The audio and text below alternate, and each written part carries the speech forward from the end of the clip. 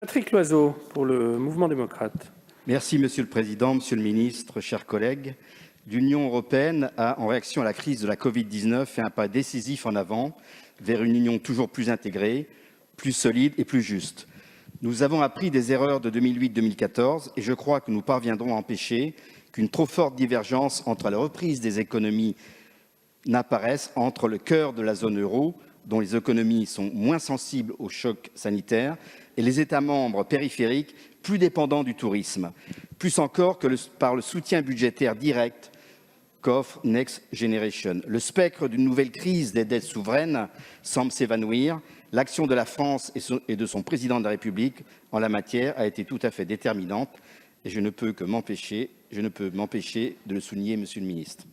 Monsieur le Ministre, 40% de France Relance doit être financé à terme par ce mécanisme pour la relance de la résilience européenne, en particulier le volet climatique. Nous avons reçu en 2001 un premier versement de 5,1 milliards d'euros. Il doit être suivi par 7,4 en 2022, 12,2 en 2023, 6,9 en 2024, 3,3 en 2025 et finalement 4 en 2026. Ma première question est assez simple.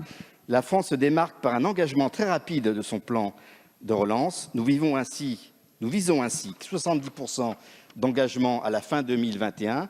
Le décaissement suivra assez rapidement. Quelles sont les conséquences de ce décalage entre les engagements rapides de la France et le financement qui s'étale jusqu'en 2026 de l'Union européenne? Quelles en seront les modalités budgétaires? Et deuxièmement, le déboursement du PNRR français par l'Union est de plus conditionné à l'atteinte d'objectifs, ce qui est très important. La Commission a retenu un total de 175 cibles et jalons à atteindre de 2021 à 2025. Pouvez-vous nous éclairer sur l'atteinte de nos objectifs pour 2021 et sur la stratégie que nous souhaitons poursuivre pour les futures années? Je vous remercie.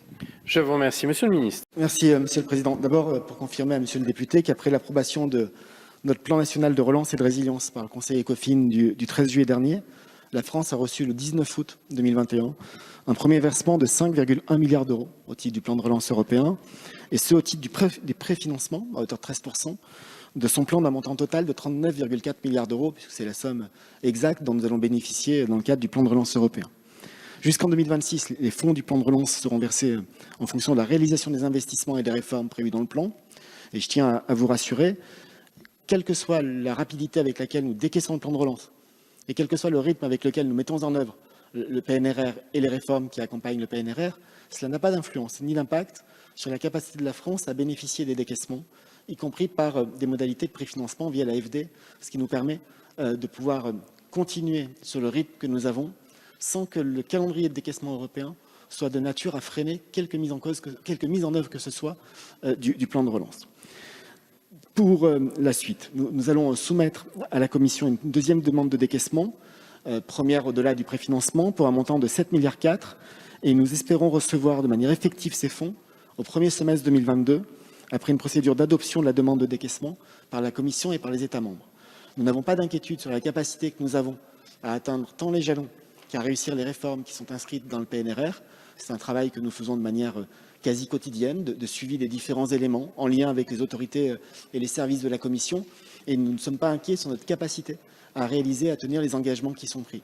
La stratégie qui est la nôtre pour les années qui viennent est simple. C'est à la fois assurer la relance et le soutien à la croissance. C'est la priorité, la stratégie qui est la nôtre.